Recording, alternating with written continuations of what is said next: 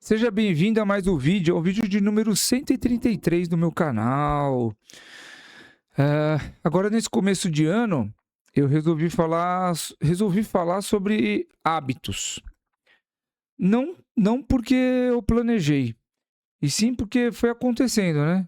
No dia primeiro, normalmente nós fazemos promessas, planejamentos. Esse ano minha vida vai mudar e não sei o quê. E aí toda mudança e todo planejamento, toda promessa de ano novo é um novo hábito, né? Se a gente parar para analisar.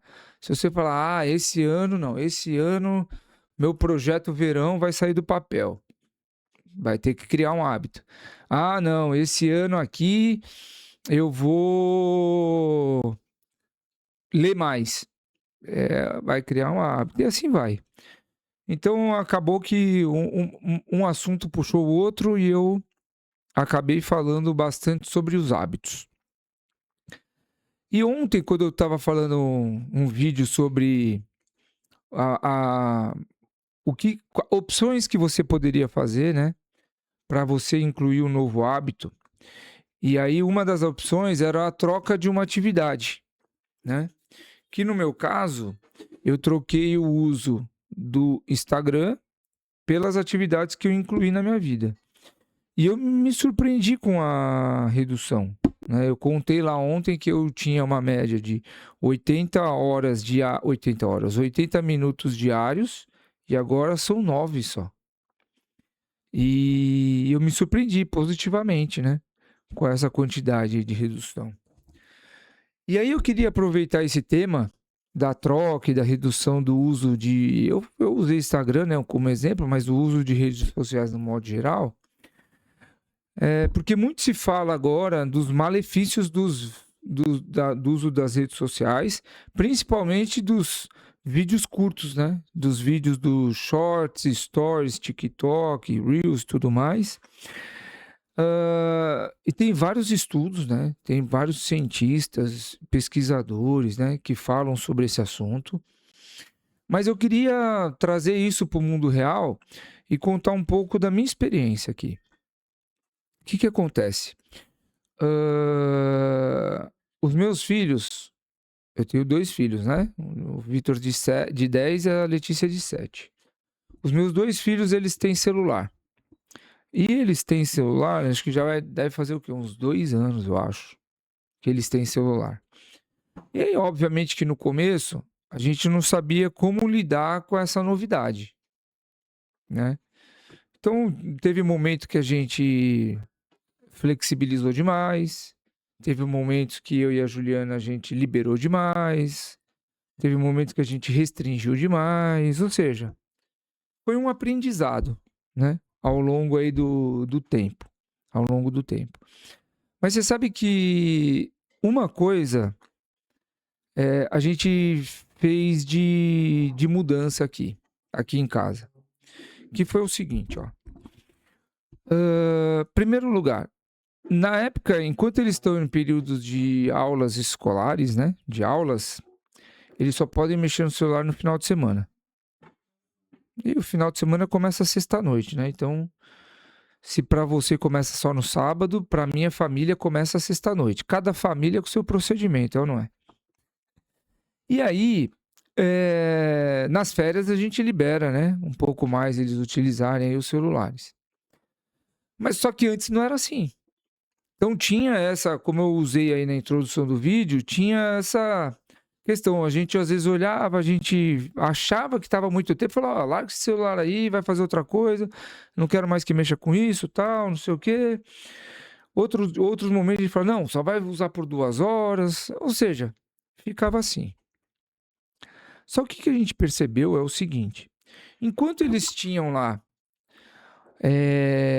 o uso do celular de uma forma meio bagunçada, meio indefinida, e até em certo ponto o conteúdo também um pouco meio indefinido, assim, ainda a gente não tinha estabelecido todas as regras, a gente percebia que os nossos filhos ficavam mais agitados, ficavam mais nervosos, ficavam mais impacientes, eles ficavam mais agitados, essa acho que é a palavra, assim, né? Eles não conseguiam, assim, ficar quieto, sabe? Era agitado o tempo inteiro, nervoso, tal, né? Era assim. E aí, a gente começou a entender e começar a fazer uns testes.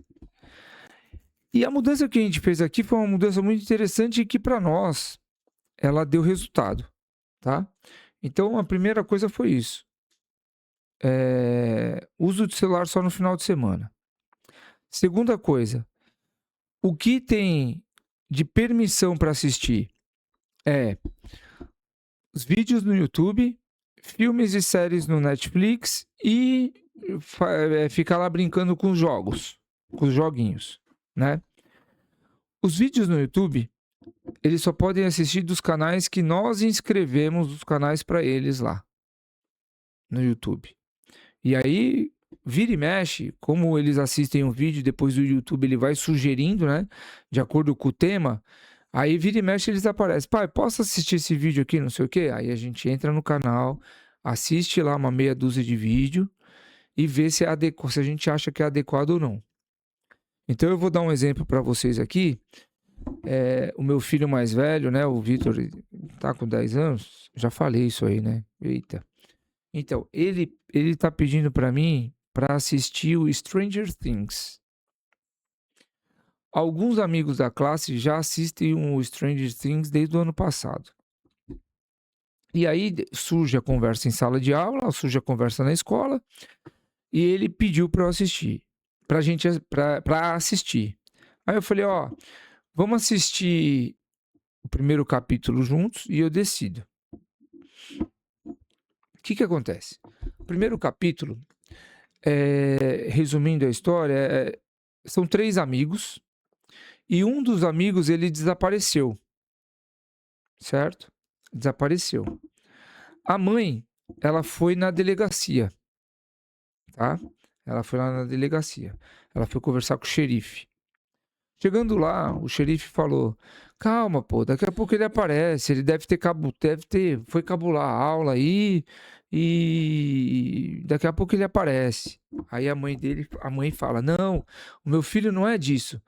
Porque os 3 meninos lá, né, eles são CDFs, assim, tal, né? São inteligentes, são estudiosos. Aí a mãe fala: não, meu filho não, ele não faz isso, meu filho não é assim, não sei o que, não sei o que lá. Aí o detetive, o xerife, né, ele fala assim: eu era igual o seu filho, eu também não fazia essas coisas não. Só que enquanto eu falava pra minha mãe que eu ia na escola, eu tava transando com a fulana. Aí eu olhei pra cara do meu filho assim, sabe quando você tá no sofá do lado? Eu olhei pra cara dele assim, falei: isso aí não é adequado pra você. Aí ele falou assim pra mim, 10 anos, né? Ô pai, o que é transando? Então, assim, todo conteúdo novo, hoje a gente assiste antes, para depois a gente dar permissão para eles assistirem ou não. E graças a Deus os meus filhos são obedientes.